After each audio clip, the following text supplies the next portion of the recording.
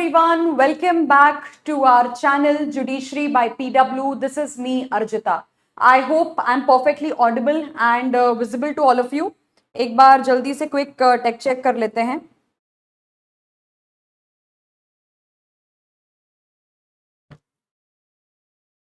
ठीक है. I think audio video check is good to go, right?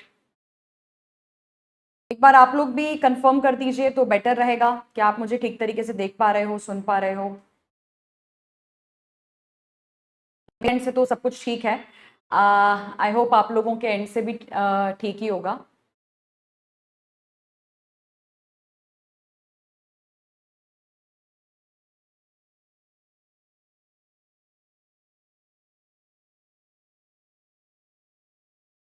All right. Very good evening, very good evening. चलिए, सो topic को आगे बढ़ाते हुए बेसिकली सेक्शन नंबर 2 हम डिस्कस कर रहे थे आपका, राइट? आज हमें जो आपकी सेक्शन नंबर 2 की डेफिनेशंस हैं उसको हम खत्म करेंगे, उसको हम वाइंड अप करेंगे so that tomorrow we can start with your section number 3. ठीक है.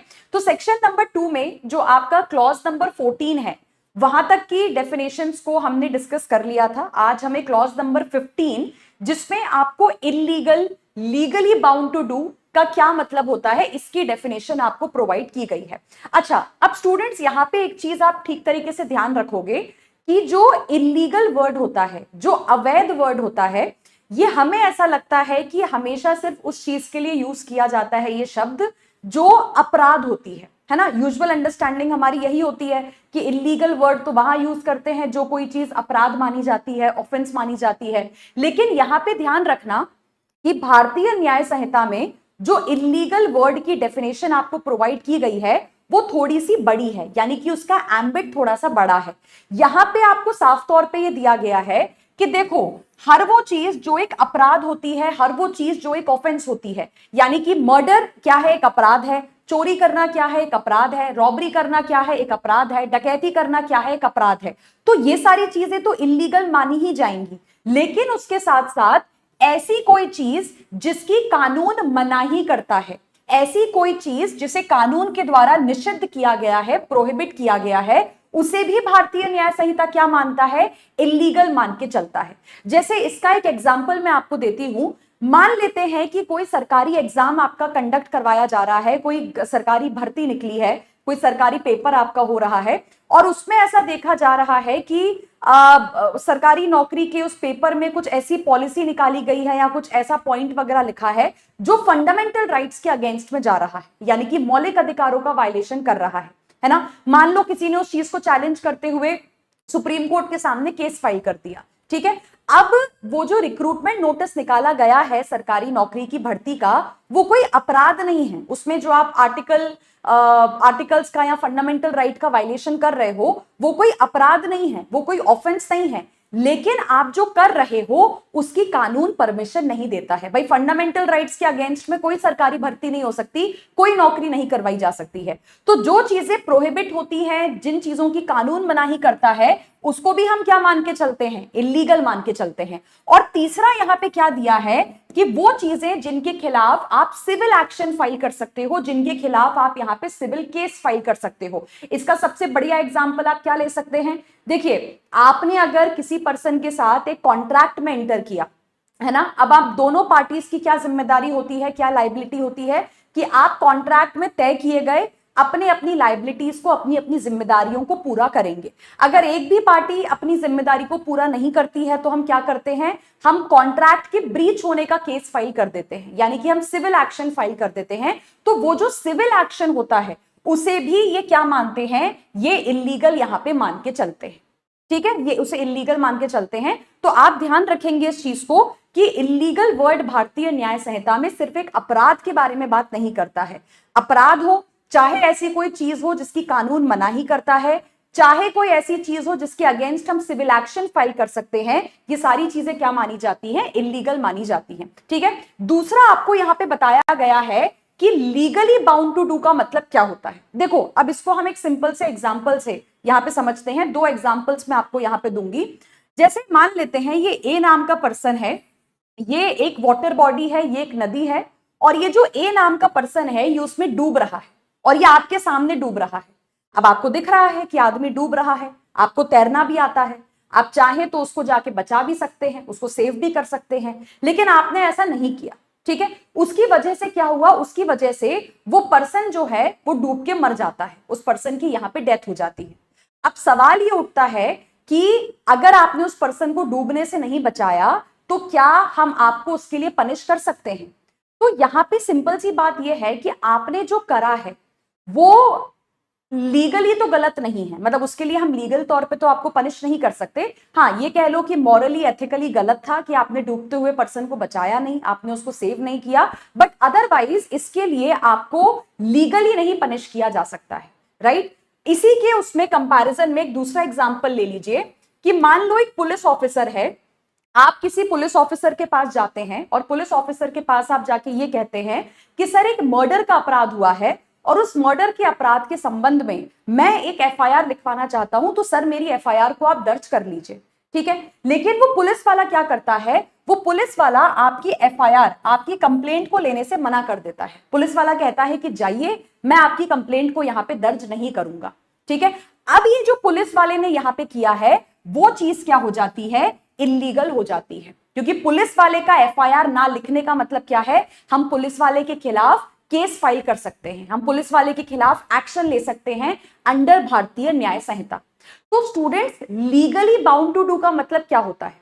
ठीक है, लीगली बाउंड टू डू का मतलब ये होता है कोई भी पर्सन किसी भी चीज को करने के लिए लीगली बाउंड तब माना जाएगा अगर आपने वो चीज नहीं की तो हम आपके खिलाफ क्या ले सकते हैं, हम आपके खिलाफ फिर एक्शन ले सकते हैं। ठीक है, जैसे मैंने आपको एग्जांपल दिया कि आपने अगर डूबते हुए पर्सन को नहीं बचाया तो उसके लिए हम आपके खिलाफ कोई एक्शन नहीं ले सकते हैं, because you were not legally bound to do that. लेकिन अगर एक पुलिस वाला है ना, कोई और सरकारी अफसर है, मान लो कोई सरकारी ऑफिसर है जिसका काम है दंगा फसाद रोकना, जिसका काम है यहाँ पे लॉ एंड ऑर्डर मेंटेन करके रखना, अब अगर वो सरकारी अफसर अगर अपना ये काम नहीं करता है तो हम सरकारी अफसर के खिलाफ एक्शन ले सकते हैं। ठीक है, तो मतलब सरकारी अफसर क्या है, लीगली बाउंड टू डू है लॉ एंड ऑर्डर मेंटेन करने के लिए। तो कोई भी पर्सन किसी भी चीज को करने के लिए लीगली बाउंड टू डू तब माना जाता है कि अगर उसने वो चीज नहीं करी तो हम उसके खिलाफ क्या ले पाए, एक्शन ले पाए। अगर आप कोई चीज नहीं करते हो और आपके खिलाफ कोई एक्शन भी नहीं बनता तो मतलब आप उस चीज को करने के लिए क्या नहीं थे, लीगली बाउंड टू डू नहीं थे। ठीक है, तो ये सिंपल तरीके से आपको यहां पे ध्यान रखना है। चलिए, इसके बाद आ जाते हैं क्लॉज नंबर 16 के ऊपर।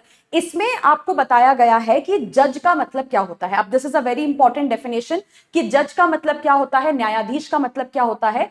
अब यहां पे दो तीन चीजें आपको बताई गई हैं। ठीक है, दो तीन चीजें आपको बताई गई हैं कि जज के डेफिनेशन में हम किन किन लोगों को काउंट करके चलते हैं। देखो, सबसे पहले ये कह रहे हैं कि जिस पर्सन को आधिकारिक रूप से नियुक्त किया जाता है या नामित किया जाता है, भाई जिस पर्सन का डेजिग्नेशन ही जज है, जिसको अपॉइंट ही एज अ जज किया गया है, जिसको ऑफिशियली तुमने रखा ही जज की पोस्ट पे है, तो वो तो जज माना ही जाएगा।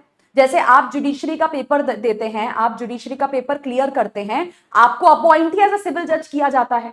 तो जिसका अपॉइंटमेंट, जिसकी नियुक्ति, जिसकी भर्ती ही जज के तौर पे हो रही है, वो तो जज माना ही जाएगा। भाई सुप्रीम कोर्ट में आप किसी पर्सन को लेके जाते हो, आप उसको जज बना देते हो, उसको एज अ जज अपॉइंट कर देते हो, तो वो पर्सन जज है। हाई कोर्ट में तुम किसी पर्सन को अपॉइंट कर देते हो एज अ जज, वो पर्सन भी क्या है, जज है। तो सिंपल भाषा में जिस व्यक्ति का औहदा, जिस व्यक्ति का डेजिग्नेशन ही जज का है, वो तो क्या माना जाएगा, उसको तो जज कहेंगे, वो तो जज की डेफिनेशन में इंक्लूड है ही है। लेकिन यहां पे दूसरा पॉइंट आपको क्या दिया है कि जज में एक ऐसा पर्सन भी आता है जिसके पास ये पावर होती है कि वो एक फाइनल जजमेंट दे सके किसी भी सिविल या क्रिमिनल केस में। देखो, दो तरीके के केसेस इंडिया के कोर्ट्स में चलते हैं, या तो सिविल केस चलता है या फिर क्रिमिनल केस आपका चलता है। अब अगर कोई भी पर्सन है, उसने क्या करा, अगर कोई भी पर्सन है उसने किसी केस के अंदर में सुनवाई करी, हियरिंग वगैरह करी, ठीक है, हियरिंग के बाद क्या होता है, डिसीजन दिया जाता है, जजमेंट दिया जाता है। ठीक है, तो हियरिंग करने के बाद उसने फैसला सुनाया, उसने जजमेंट दिया। अब वो जजमेंट चाहे किसी भी केस का हो, सिविल केस का हो या क्रिमिनल केस का हो, अगर इस पर्सन के जजमेंट को हम चैलेंज नहीं करते हैं, जैसे उदाहरण के तौर पे ट्रायल कोर्ट ने कोई जजमेंट दिया, अब ट्रायल कोर्ट के जजमेंट को अगर तुमने हाई कोर्ट में चैलेंज नहीं किया, तुमने सुप्रीम कोर्ट में चैलेंज नहीं किया, तो वो जजमेंट फाइनल हो गया ना। ट्रायल कोर्ट का वो जजमेंट क्या मान लिया जाएगा? फाइनल मान लिया जाएगा। ठीक है, तो कोई भी पर्सन जो कोई फाइनल जजमेंट दे सकता है किसी भी सिविल या क्रिमिनल केस के अंदर में, जो लीगली एम्पावर्ड है जजमेंट देने के लिए, उसे भी हम क्या कहते हैं? उसे भी हम यहाँ पे आपका जज मान के चलते हैं। अच्छा, मेरे एक सवाल का यहाँ पे जवाब दीजिए कि क्या जो आपके या क्या जो आपके आर्बिट्रेटर्स होते हैं उनको हम जज मान के चलते हैं? ये एग्जाम में एक सवाल बनता है, बताइए आप लोगों को क्या लगता है, जो आर्बिट्रेटर्स होते हैं क्या उनको जज माना जाता है? बताइए।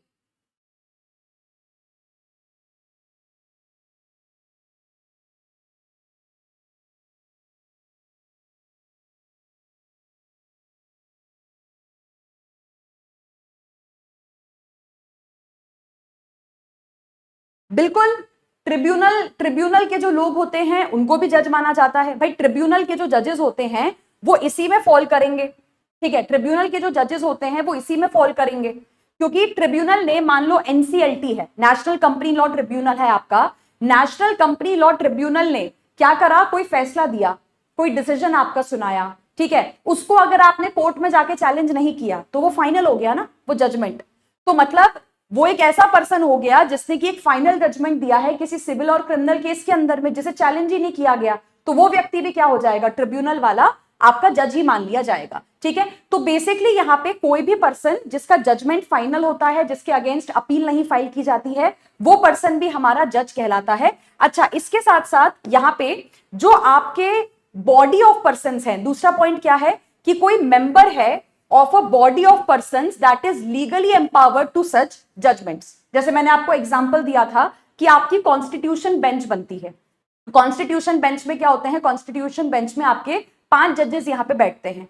तो कोई भी पर्सन अगर उस कॉन्स्टिट्यूशन बेंच का हिस्सा है, उस कॉन्स्टिट्यूशन बेंच का पार्ट है, तो वो कॉन्स्टिट्यूशन बेंच क्या है? एम्पावर्ड है, उनके पास अथॉरिटी है कि वो फैसले दे सकते हैं, जजमेंट्स वगैरह दे सकते हैं। तो वो सभी लोग भी क्या माने जाएंगे? यहाँ पे आपके जज माने जाएंगे। तो जज में 2 चीजें आपको यहां पे ध्यान रखनी है। पहला तो ये कि हर वो व्यक्ति जिसका औहदा है, जिसका डेजिग्नेशन है, जिसको नियुक्त ही जज की पोजीशन पे किया गया है, वो तो जज माना ही जाएगा। इसके अलावा हर वो पर्सन जो कोई फाइनल जजमेंट दे सकता है किसी भी सिविल या क्रिमिनल केस में। फाइनल जजमेंट का मतलब क्या है? ऐसा फैसला, ऐसा जजमेंट जिसको चैलेंज नहीं किया जाता, तो वो व्यक्ति भी क्या बन जाएगा? वो व्यक्ति भी आपका जज कहलाया जाएगा। ठीक है, क्लॉज नंबर 17 पे आ जाइए। इसमें आपको लाइफ के बारे में बताया गया है। तो इसमें देखो ध्यान रखना, जैसे हमने डेथ की डेफिनेशन पढ़ी थी, डेथ में क्या है? डेथ में यह था कि भाई जब जब भारतीय न्याय संहिता में आप डेथ वर्ड पढ़ोगे तो वहां पे एक इंसान की, एक मनुष्य की जो है वो डेथ की बात की जा रही है। मतलब हम किसी जानवर के मरने की बात नहीं कर रहे हैं, हम एक इंसान के मरने की बात कर रहे हैं। ठीक उसी तरीके से जब हम जिंदगी की बात करते हैं, जब हम लाइफ की यहाँ पे बात करते हैं, जब हम जीवन की बात करते हैं, तो हमारा मतलब क्या है? एक इंसान की लाइफ से है।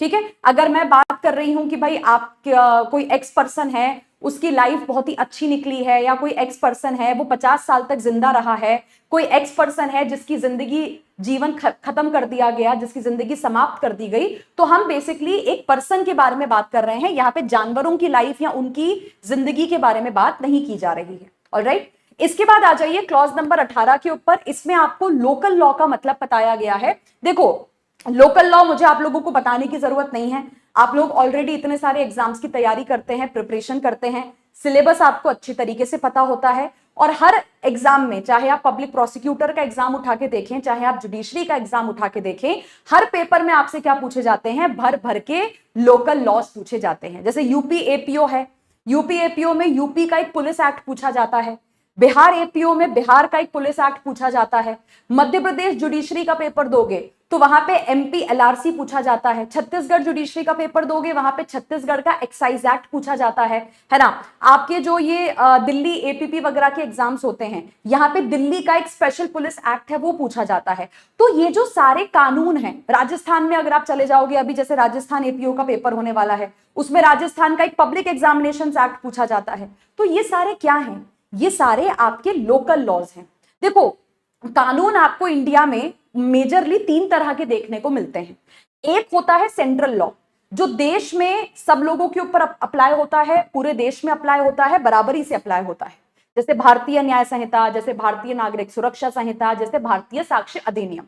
दूसरे हो जाते हैं आपके स्पेशल लॉज, जो किसी एक पर्टिकुलर टॉपिक के ऊपर या किसी पर्टिकुलर विषय के ऊपर बनाए जाते हैं, जैसे डाउरी प्रोहिबिशन एक्ट, जैसे पॉक्सो, जैसे पॉश, जैसे आपका आईटी एक्ट हो गया, जैसे आपका पीएमएलए का कानून हो गया, जैसे आपका एनडीपीएस हो गया। ये सारे कानून किसी पर्टिकुलर चीज से रिलेटेड बनाए गए हैं। और तीसरी कैटेगरी क्या होती है, आपके लोकल लॉस की होती है, ऐसे कानून जो बनाए जाते हैं लेकिन ये पूरे देश पे अप्लाई नहीं होते हैं, ये देश के किसी हिस्से में, किसी राज्य में या किसी यूनियन टेरिटरी में अप्लाई होते हैं। तो ऐसे लॉज जिनको देश भर में अप्लाई नहीं किया जाता है, सिर्फ किसी पर्टिकुलर एरिया में अप्लाई किया जाता है, वो हमारे लिए क्या बन जाता है स्टूडेंट्स, लोकल लॉ बन जाता है। ठीक है, क्लॉज नंबर 19 पे आ जाइए। यहां पे आपको बताया गया है कि मैन का मतलब क्या होता है। जब जब आप भारतीय न्याय संहिता में मैन वर्ड पढ़ेंगे, पुरुष वर्ड पढ़ेंगे, तो इसका मतलब होता है किसी भी आयु का पुरुष मानव, a male human being of any age. तो हम ऐसा कह सकते हैं, ठीक है, हम ऐसा कह सकते हैं कि चाहे एक 10 दिन का जन्मा हुआ बच्चा हो, चाहे एक 2 साल का बच्चा हो, चाहे एक 15 साल का बच्चा हो, चाहे एक यूथ हो 25-30 साल का, ठीक है, चाहे एक अडल्ट पर्सन हो 40 साल का, 50 साल का, या चाहे एक 80-90 साल का बूढ़ा व्यक्ति हो, अगर उनका जो, अगर वो क्या है, वो मेल है, ठीक है, मेल पर्सन है, किसी भी एज का, किसी भी ग्रुप का, वो क्या माने जाएंगे, भारतीय न्याय संहिता में मैन की डेफिनेशन में काउंट किए जाएंगे।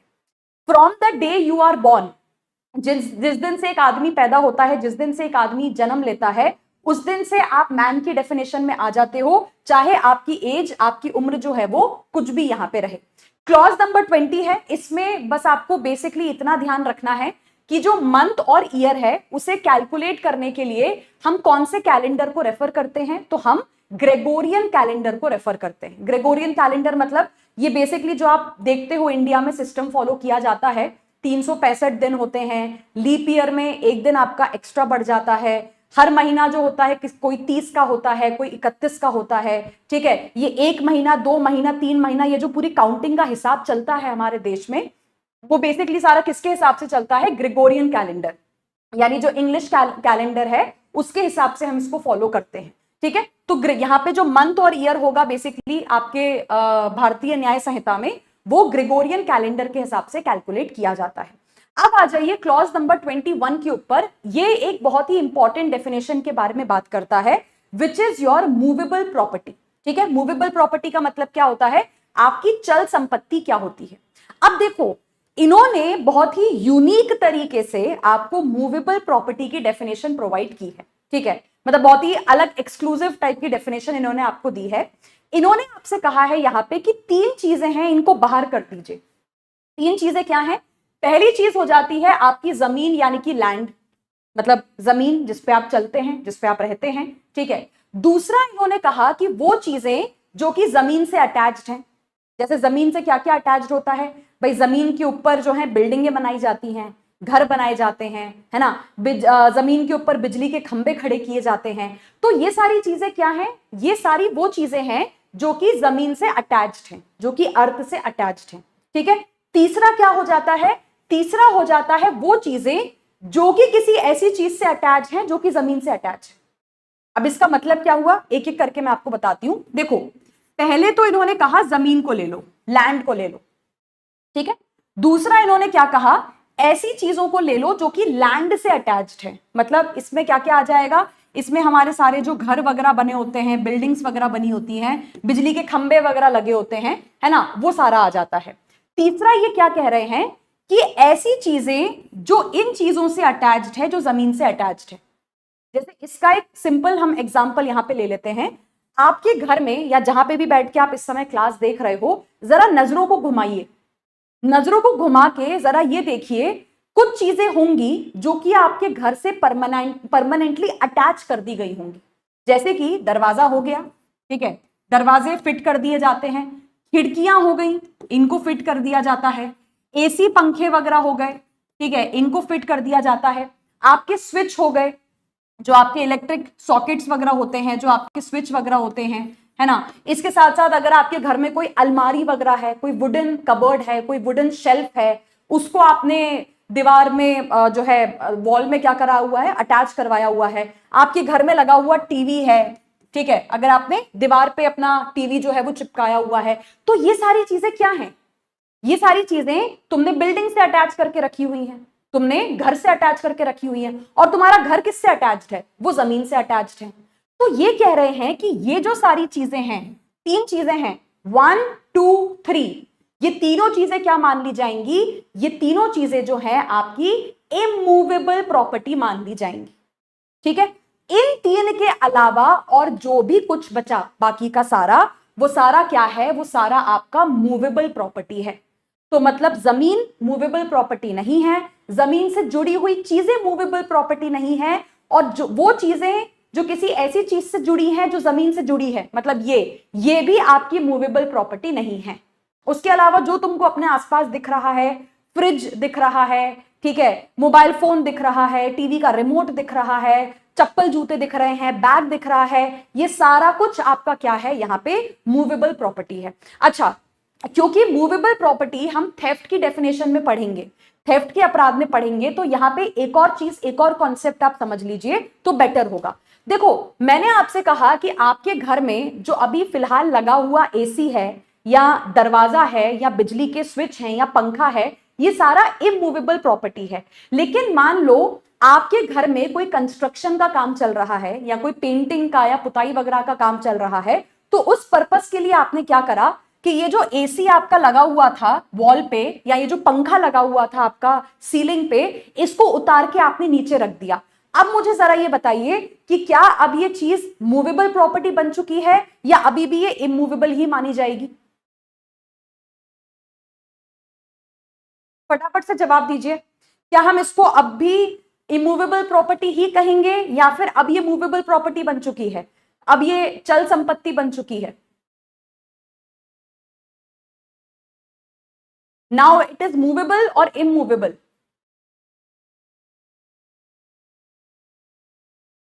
मैं देखती हूँ यार, राव लाबिया, आई डोंट नो क्यों नहीं प्रोवाइड गए नोट्स, क्यों नहीं गए? ये एक्ट ही है अनिल मुंकर।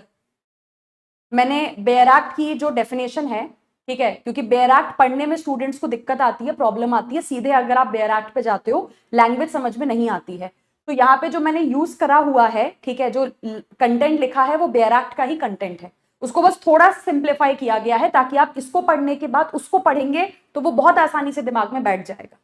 और ये याद करना ज्यादा इंपॉर्टेंट है, क्योंकि मेंस के आंसर में आपके मेन पॉइंट्स होने चाहिए किसी भी सेक्शन के। बाकी कुछ भी तुम इधर उधर अपनी इंग्लिश में हिंदी में लिख लो, फर्क नहीं पड़ता। बिल्कुल सही। अब ये सारा क्या बन जाएगा, अब ये सारा आपका मूवेबल प्रॉपर्टी बन जाएगा। ठीक है, तो याद रखना, ये वाली जो कैटेगरी की चीजें होती है ना, ये permanently fix to something attach to the earth, ये वाली जो कैटेगरी की चीजें हैं, ये जब तक अटैच्ड है ना, जैसे पंखा जब तक लगा हुआ है, एसी जब तक वॉल में अटैच्ड है, ठीक है, दरवाजा खिड़की जब तक लगा हुआ है, ये सिर्फ तब तक ही क्या है, इमूवेबल प्रॉपर्टी है। जैसे ही तुमने इनको उखाड़ के या निकाल के या इनके नट बोल्ट खोल के तुमने इनको नीचे रख दिया, they convert to what, they convert to your movable property यहां पे। ठीक है, तो ये आपकी मूवेबल प्रॉपर्टी की यहां पे डेफिनेशन हो जाती है। अब आ जाइए क्लॉज नंबर 22 के ऊपर। क्लॉज नंबर 22 में यहां पे आपको बताया गया है कि नंबर वर्ड का मतलब क्या होता है। देखो, नंबर वर्ड की डेफिनेशन इंपॉर्टेंट नहीं है, नंबर की डेफिनेशन क्यों दी गई है इसे कॉन्सेप्चुअली समझो, कि भारतीय न्याय संहिता में ये डेफिनेशन समझना क्यों जरूरी है। नंबर डेफिनेशन इंपॉर्टेंट नहीं है, डेफिनेशन में क्या दिया है। देखो, यहां पे बेसिकली ये कह रहे हैं कि कोई भी अगर शब्द है, ठीक है, कोई भी अगर शब्द है, देखो लॉ की लैंग्वेज जब आप पढ़ते हैं ना, तो इंग्लिश थोड़ा सा आपको साइड में रखना पड़ता है। ठीक है, बेसिक जो हमारे ग्रामर इंग्लिश वगैरह के रूल्स होते हैं वो हमको भूल जाना पड़ता है। अब यहां पे ये कह रहे हैं कि देखो, कई बार ऐसा होगा कि भारतीय न्याय संहिता में आप कोई वर्ड पढ़ोगे, है ना, अब वो वर्ड पढ़ के आपको ऐसा लगेगा कि यार ये तो किसी एक के बारे में बात कर रहा है, या ये तो किसी एक चीज के बारे में बात कर रहा है, लेकिन आप वहां पे ऑटोमेटिकली समझ लेना कि वो एक चीज बहुत सारे लोगों के बारे में भी बात कर सकती है।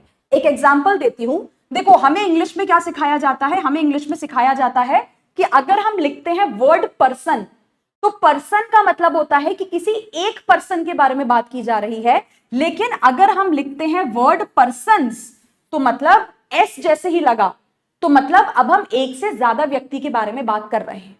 लेकिन भारतीय न्याय संहिता में ऐसा नहीं किया गया है कि पर्सन, ठीक है, या पर्सन करके लिखा जाएगा। जैसे हमें पढ़ाया जाता है कि आप मैन वर्ड पढ़ोगे तो मैन का मतलब होता है एक आदमी, लेकिन जैसे ही आपने इसको किया मैन, तो इसका मतलब हो जाता है एक से ज्यादा आदमी। ठीक है, अब ये जो चीजें हैं ये हमारे बेसिक इंग्लिश के रूल्स हैं, लेकिन ये भारतीय न्याय संहिता में आपको देखने को नहीं मिलेंगे। ये क्या कह रहे हैं यार, देखो ऐसा है कि तुम अगर पढ़ो वर्ड पर्सन, ठीक है, तुम अगर वर्ड पढ़ो पर्सन, अब हो सकता है मान लो कि ये एक आदमी है ए, ठीक है, ये एक आदमी है ए जिसकी डेथ कॉज कर दी गई है, जिसको मार दिया गया है। अब अगर ये एक ही आदमी मरा है यहां पे ए, और मर्डर में मान लो पर्सन वर्ड का यूज किया गया है, तो ये क्या कह रहे हैं कि फिर तुम पर्सन से समझ लो कि यार एक ही आदमी की बात की जा रही है। लेकिन मान लो कि तुमने मारे हैं 2 आदमी, या तुमने मारे हैं 3 आदमी, या तुमने मारे हैं 4 आदमी, अब लिखा अभी भी सेक्शन के अंदर में क्या हुआ है, पर्सन ही लिखा हुआ है, वहां पे पर्सन्स नहीं लिखा हुआ है, पर्सन वर्ड ही यूज किया जाएगा। लेकिन सिचुएशन के हिसाब से समझ लो कि पर्सन वर्ड है, लेकिन अभी वो एक से ज्यादा आदमियों के बारे में भी बात कर रहा है। तो यहां पे भारतीय न्याय संहिता को देखो लिखते समय ना वो ग्रामर वाली चीजों का ध्यान नहीं रखा गया है, एन और एस, ठीक है, कि कहां सिंगुलर है कहां प्लूरल है। ये कह रहे हैं कि सिचुएशन के हिसाब से तुम ढाल लेना। अगर एक आदमी के बारे में बात हो रही है तो तुम एक आदमी को लेके चलना, अगर एक से ज्यादा आदमी इन्वॉल्व दिख रहे हैं तो एक से ज्यादा आदमियों को लेके चल लेना। ठीक है, तो ये सिंपल सा मतलब होता है नंबर की डेफिनेशन का, जो क्लॉज नंबर 22 में आपको दी गई है। अच्छा, क्लॉज नंबर 23 क्या है, ये आपको बताता है कि शपथ क्या होती है, ओथ आपका क्या होता है।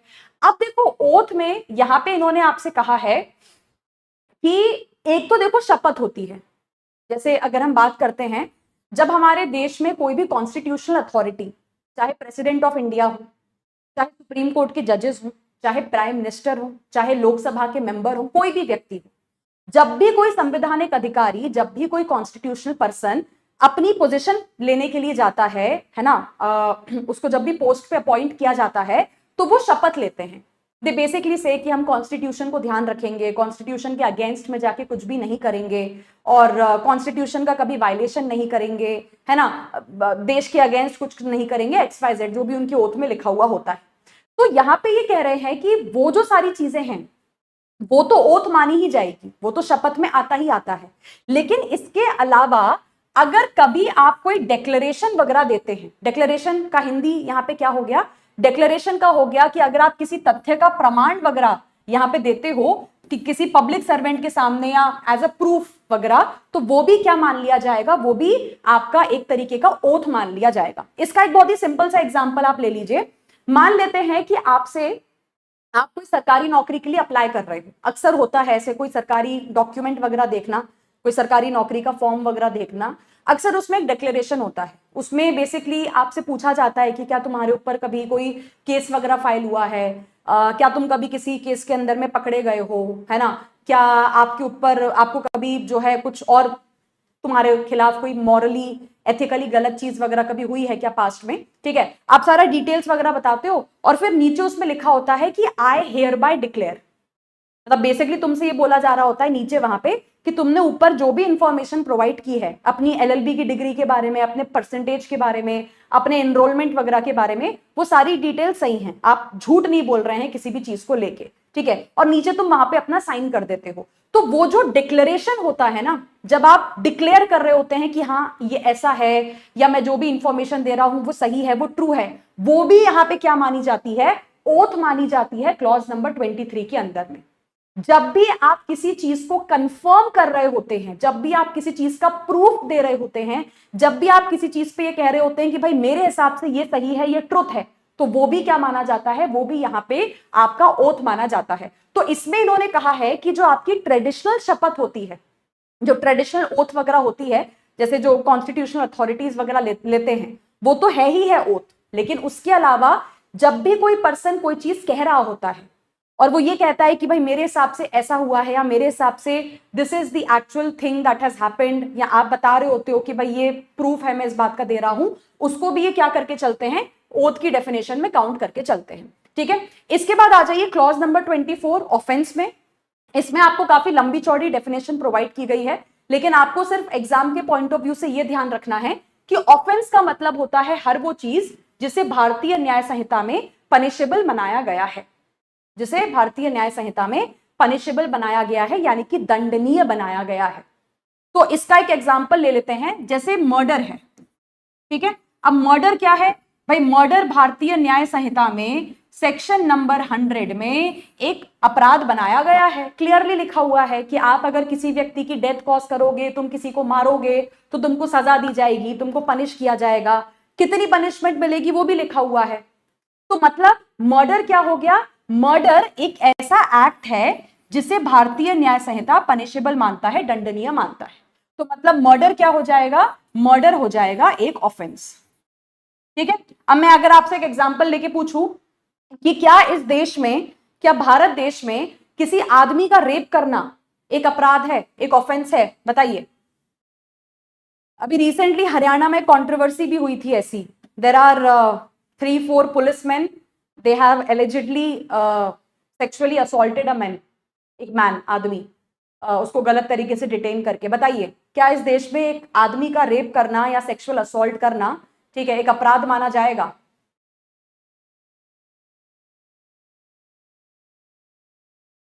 क्या हम उसको एक ऑफेंस मान सकते हैं? बिल्कुल सही, नहीं मान सकते हैं। आप ये कह सकते हो कि वो गलत है, ठीक है, आप ये कह सकते हो कि वो गलत है, लेकिन इस देश में एक आदमी के साथ सेक्सुअल असॉल्ट करना, एक सेक्सुअल ऑफेंस करना अपराध नहीं माना जाता है। It's not an offence. ठीक है, why is it not an offence? क्योंकि भारतीय न्याय संहिता में उसको अपराध नहीं मनाया गया है। क्या कहीं लिखा है भारतीय न्याय संहिता में कि आदमी के साथ सेक्सुअल असॉल्ट किया जाएगा, सेक्सुअल ऑफेंस किया जाएगा तो इतनी इतनी सजा आपको मिलेगी और ये गलत काम है? कहीं पे नहीं लिखा हुआ है। सिमिलरली अगर हम एक एग्जांपल लें, ठीक है, सिमिलरली अगर हम एक एग्जांपल लें होमोसेक्सुअलिटी, ठीक है, एक और एग्जांपल अगर हम लें एक्स्ट्रा मैरिटल अफेयर।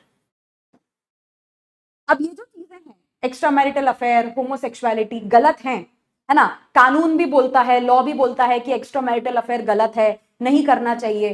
बट अगर मैं आपसे पूछूं कि क्या वो एक अपराध है, क्या वो एक ऑफेंस है, answer is no. Homosexuality offence नहीं है, एक्स्ट्रा मैरिटल अफेयर ऑफेंस नहीं है। क्यों नहीं है? क्योंकि भारतीय न्याय संहिता में कहीं दिया ही नहीं है। भारतीय न्याय संहिता नोवेयर सेज कि होमोसेक्सुअलिटी करोगे तो इतनी पनिशमेंट मिलेगी, एक्स्ट्रा मैरिटल अफेयर करोगे तो इतनी पनिशमेंट मिलेगी, कहीं नहीं दिया हुआ है। तो बेसिकली हर वो चीज जो भारतीय न्याय संहिता में, ठीक है, या इसको आप ऐसे भी कह सकते हो, हर वो चीज जो किसी भी कानून में एक अपराध बना के दी गई है वो एक ऑफेंस माना जा सकता है। बट जो चीज देश के किसी कानून में अपराध नहीं है, जिसको करने की कोई सजा ही नहीं मिल रही है, that is not an offence. ठीक है, तो ये आपका क्लॉज नंबर 24 में ऑफेंस की डेफिनेशन है। अच्छा, क्लॉज नंबर 25 पे आ जाइए। क्लॉज नंबर 25 आपको बताता है ओमिशन करना। ठीक है, अच्छा, अब ओमिशन का मतलब क्या होता है? ओमिशन में इन्होंने पहले तो आपको यह बताया है कि ओमिशन का मतलब होता है लोप करना, या कोई चीज ना करने का मतलब होता है कि जो चीज आपको करना चाहिए था वो अगर आप नहीं करते हो। मैं वापस से रिपीट कर रही हूं, जो चीज आपको करना चाहिए था, इसमें बहुत कुछ आ जाता है। जैसे डूबते हुए आदमी को मरने से बचाना जो है, ठीक है, मरने से बचाना जो है वो भी आपको करना चाहिए, लेकिन हम नहीं करते हैं। लेकिन इनको उस बात से फर्क नहीं पड़ता है।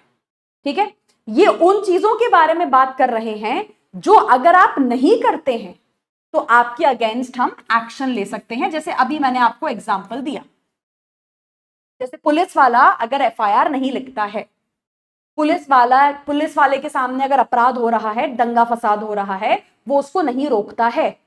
ठीक है, तो ये सारी चीजें बेसिकली क्या हैं? ये सारी चीजें वो हैं, वो कार्य हैं, वो एक्ट हैं जो आपको करना पड़ेगा, आपके ऊपर लीगल ड्यूटी है। मॉरल ड्यूटी, एथिकल ड्यूटी के बारे में बात नहीं कर रहे हैं, क्या करना चाहिए क्या नहीं करना चाहिए। सिंपल सी बात है, क्या लॉ में लिखा गया है आपको करने के लिए कि अगर आपने नहीं किया तो हम उसके लिए आपको पनिश करेंगे? तो बेसिकली ऐसी चीजें जो आपको करनी चाहिए, जो करने की आपके ऊपर लीगल ड्यूटी है, अगर आप वो नहीं करते हैं तो हम कहेंगे कि आपने क्या किया है, ओमिशन किया है। भाई सिंपल सी बात है, आपने एक अगर डूबते हुए पर्सन को नहीं बचाया, वी विल नॉट से कि आपने कोई ओमिशन किया है। ठीक है यार, नहीं बचाया नहीं बचाया, मेरी कोई लीगल रिस्पॉन्सिबिलिटी थोड़ी ना है हर डूबते हुए आदमी को यहां पे बचाना। चलो मॉरली एथिकली गलत हो सकता है, पर ठीक है, डूब रहा था, नहीं बचाया मैंने, मुझे अपनी खुद की चिंता थी, है ना, तो ये ओमिशन नहीं माना जाएगा। लेकिन हाँ, जैसे कि अगर आपका यहाँ पे कोई पुलिस वाला है, पुलिस वाला एफआईआर नहीं लिख रहा है, दैट इज अ ओमिशन, वो इस डेफिनेशन में ओमिशन माना जाएगा। क्यों? क्योंकि वो कार्य उसके द्वारा किया जाना चाहिए था। पुलिस वाले का एफआईआर ना लिखना एक उसकी लीगल ड्यूटी के अंदर में आ जाता है। तो जो आपकी लीगल ड्यूटी है, सिंपल भाषा में ऐसा समझ लो कि जो आपकी लीगल ड्यूटी है, जो लॉ के अंडर में आपको कहा गया है करने के लिए, वो अगर आप नहीं करते हैं तो वो क्या बन जाता है, आपका ओमिशन बन जाता है। ठीक है। अच्छा, अब ओमिशन में यहां पे एक और चीज ध्यान रखना कि ओमिशन आदमी एक बार भी कर सकता है और बार बार भी कर सकता है। जैसे तुम एक बार गए किसी पुलिस वाले के पास एफआईआर लिखवाने के लिए, पुलिस वाले ने एफआईआर नहीं लिखी, तो ये क्या है, ये एक सिंगल ओमिशन है। एक बार उसने अपने काम को ठीक तरीके से नहीं किया, एक बार उसने अपनी लीगल ड्यूटी को पूरा नहीं किया। दूसरा एग्जाम्पल ले लो, एक सरकारी अधिकारी है, सरकारी अधिकारी है, मान लो टैक्स का ऑफिसर है या रेवेन्यू वगैरह का ऑफिसर है, सरकारी खातों को मेंटेन करता है, गवर्नमेंट अकाउंट्स को वो मेंटेन करता है। उसका डेली का ये काम है कि कितना पैसा सरकार के खाते में आया, कितना पैसा बाहर गया, उसकी प्रॉपर एंट्री तुमको बना के रखनी है। वो सरकारी अफसर डेली क्या कर रहा है, डेली जो है घपलेबाजी कर रहा है। मान लो सरकार के खाते में 100 रुपए आए हैं, वो रोज दिखाता है कि 80 रुपए आए हैं, ठीक है, इस तरीके से 20 रुपया अपनी जेब में डाल लेता है। किसी दिन सरकार के खाते में 1500 रुपए आए, उसने दिखा दिया 1000 रुपए आए, बाकी के 500 अपने जेब के अंदर में डाल ली। तो अब ये जो सरकारी अफसर रोज घपलेबाजी कर रहा है, रोज घोटाले कर रहा है, भाई ये भी तो तेरी लीगल ड्यूटी है ना। As a public servant law ने आपको ऑथराइज किया हुआ है कि आप ये घपलेबाजी नहीं कर सकते। तुम डेली ये घपलेबाजी कर रहे हो, हर ट्रांजैक्शन में, हर खाते में ये घपलेबाजी कर रहे हो, तो this is basically what, this is a series of omissions. लगातार कंटिन्यूस वो अपनी लीगल ड्यूटी को यहां पे क्या कर रहा है, ब्रीच कर रहा है। ठीक है, तो यहां पे बेसिकली इन्होंने क्या कहा है क्लॉज नंबर 25 में आपसे, कि आपको ओमिशन वर्ड दिया गया है। ठीक है, अब वही देखो बात है, ओमिशन वर्ड हमको क्या लगेगा, ओमिशन पढ़ के इंग्लिश के पॉइंट ऑफ व्यू से देखो कि अच्छा, एक बार किसी ने अपना काम नहीं किया होगा, एक बार किसी ने अगर अपनी लीगल ड्यूटी नहीं की होगी, तो वहां पे ओमिशन वर्ड यूज होता होगा। ठीक है, तो ओमिशन चाहे ओमिशन अगर हम यूज करेंगे तो ओमिशन जो है वो चाहे एक बार किया जाए या फिर वो बार बार किया जाए, उसको भी बार बार करने वाले को भी हम ओमिशन ही कहेंगे, यानी कि बाद में एस वर्ड नहीं यूज किया जाएगा। ठीक है, बाद में एस वर्ड आपको नहीं यूज करना है। जो सिंगल वर्ड है ओमिशन, वो एक बार की ओमिशन को भी काउंट करता है और वो बार बार किए गए ओमिशन को भी काउंट करता है। ऑलराइट, चलो इसके बाद आ जाओ क्लॉज नंबर 26 के ऊपर। क्लॉज नंबर 26 में आपको पर्सन यानी कि व्यक्ति का मतलब बताया गया है। पर्सन क्या होता है, व्यक्ति यहां पे क्या होता है, इसमें इन्होंने आपसे कहा है कि हम सिर्फ नेचुरल पर्सन के बारे में बात नहीं कर रहे हैं। नेचुरल पर्सन का मतलब क्या, जैसे आप और मैं, हम क्या होते हैं, हम नेचुरल पर्सन्स में काउंट किए जाते हैं कि हम पैदाइश से ही, हम जीवित होने से ही, हम जिंदा होने के उससे ही क्या है, हम एक इंसान है, हम एक पर्सन है, हम एक मानव है। लेकिन इंडिया में क्या है, नेचुरल पर्सन के अलावा भी बहुत लोग होते हैं। जैसे कि कंपनी होती है। अब कंपनी लॉ में क्या कहा जाता है, कंपनी लॉ में कहा जाता है कि कंपनी अपने आप में एक पर्सन है, कंपनी की अपने आप में एक अलग आइडेंटिटी होती है। कंपनी को हम कहते हैं आर्टिफिशियल पर्सन। ठीक है, कि कंपनी जो है अपने बोर्ड ऑफ डायरेक्टर्स, अपने मैनेजमेंट से हटके होती है। कंपनी अपने आप में हम एक लीगल एंटिटी मान के चलते हैं कि कंपनी कॉन्ट्रैक्ट्स में एंटर कर सकती है, कंपनी जो है कॉन्ट्रैक्ट्स को वायलेट भी कर सकती है। ठीक है, तो कंपनी को क्या माना जाता है, कंपनी को भी एक तरीके का पर्सन ही माना जाता है, लेकिन आर्टिफिशियल है क्योंकि हम उसको पर्सन बना रहे हैं, वो पर्सन है नहीं। सिमिलरली इंडिया में जो भगवान होते हैं उनको भी पर्सन माना जाता है। अब जैसे अयोध्या में राम मंदिर जो पूरा केस हुआ था, अयोध्या राम जन्मभूमि का, वो राम लल्ला के बिहाफ पे लड़ा गया है। अब राम लल्ला क्या है, राम लल्ला भी एक तरीके के, उनको हम पर्सन ही मानते हैं। ठीक है, कि भगवान भी क्या होते हैं, जैसे हिंदू डेटीज जो होती हैं, हिंदू भगवान जो होते हैं, उनको भी पर्सन माना जाता है कि वो जमीन खरीद सकते हैं, वो जमीन बेच भी सकते हैं, वो कॉन्ट्रैक्ट में एंटर कर सकते हैं, वो कॉन्ट्रैक्ट को तोड़ भी सकते हैं। ठीक है, तो भगवान भी क्या है, भगवान भी पर्सन माने जाते हैं, है नहीं पर्सन, वो जिंदा नहीं है, लेकिन हम उनको पर्सन मान के चलते हैं। तो यहाँ पे क्लॉज नंबर 26 आपको यही कहता है कि देखो ध्यान रखना, पर्सन जो वर्ड होता है भारतीय न्याय संहिता में, व्यक्ति जो वर्ड होता है, इसका मतलब सिर्फ एक इंसान से नहीं होता, सिर्फ एक ह्यूमन बीइंग से नहीं होता, सिर्फ एक मानव से नहीं होता।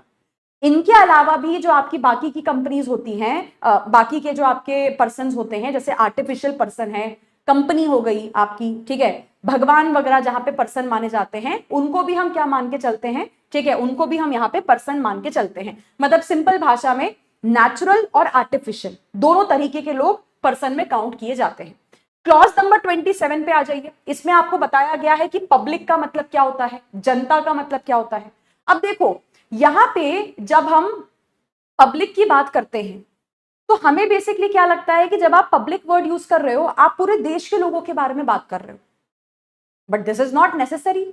ठीक है, ये जरूरी तो नहीं है कि भाई पब्लिक से हमेशा पूरे देश के लोगों के बारे में बात की जाए, दिस इज नॉट नेसेसरी। तो यहां पे इन्होंने आपसे क्या कहा है, इन्होंने कहा है कि पब्लिक में जो एंटायर पब्लिक है, मतलब जो आपकी पूरी देश की जनता है, देश के लोग हैं जितने, उनको भी तुम पब्लिक कह सकते हो। इसके अलावा जब आप किसी पर्टिकुलर क्लास या किसी कम्युनिटी के बारे में बात कर रहे हो, वो लोग भी क्या हो जाते हैं, पब्लिक हो जाते हैं।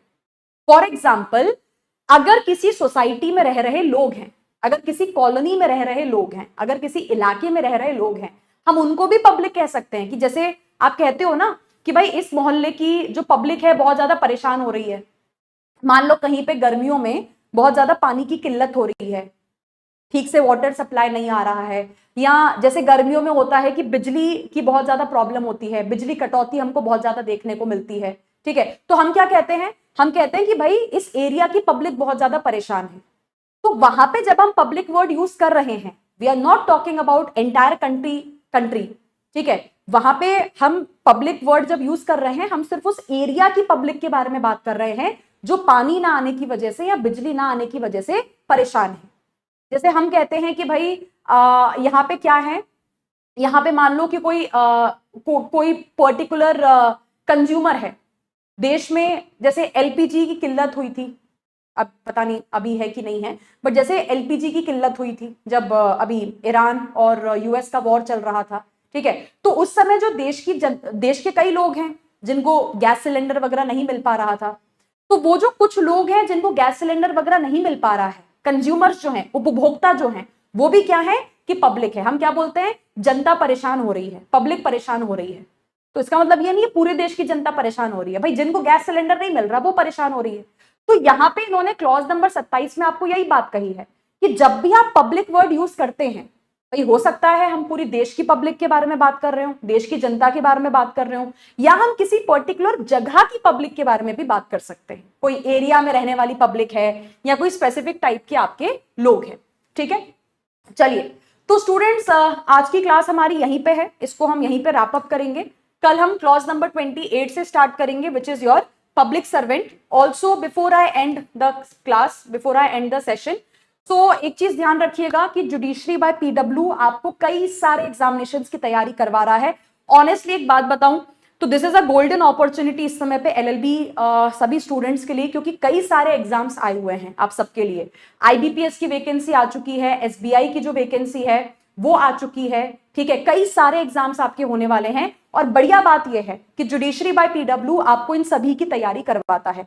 चाहे सरकारी वकील, पब्लिक प्रोसिक्यूटर के एग्जाम्स हों, चाहे जुडिशरी एग्जाम्स की हम तैयारी करें, चाहे आपका सीबीआई एपीपी हो गया, चाहे दिल्ली एपीपी हो गया, चाहे आप ड्राफ्टिंग सीखना चाहते हो, ठीक है, चाहे आप ड्राफ्टिंग सीखना चाहते हो वकालत करने के पर्पस से, या फिर आप अभी एसबीआई या आईबीपीएस एग्जामिनेशंस की तैयारी करवाना चाहते हो, तो हर चीज का, या चाहे आप एआईबी 22 की तैयारी करना चाहते हो, ठीक है, तो हर चीज का जो बैच है, हर चीज का जो कोर्स है वो जुडिशरी बाय पीडब्ल्यू की वेबसाइट के ऊपर अवेलेबल है। आप इजीली वेबसाइट पे जा सकते हैं, वहां पे जाके बैच को एक्सेस कर सकते हैं, या फिर डिस्क्रिप्शन बॉक्स में, इसी वीडियो के डिस्क्रिप्शन बॉक्स में एक नंबर दिया हुआ है, आप उस नंबर पे भी कांटेक्ट कर सकते हो, वहां पे भी टीम क्या करेगी, आपको असिस्ट कर देगी, आपको हेल्प कर देगी बैचेस वगैरह ज्वाइन करने में। ठीक है, चलिए हाँ नोट्स का मैं देख लेती हूँ, नोट्स क्यों नहीं मिले हैं, I will check on that.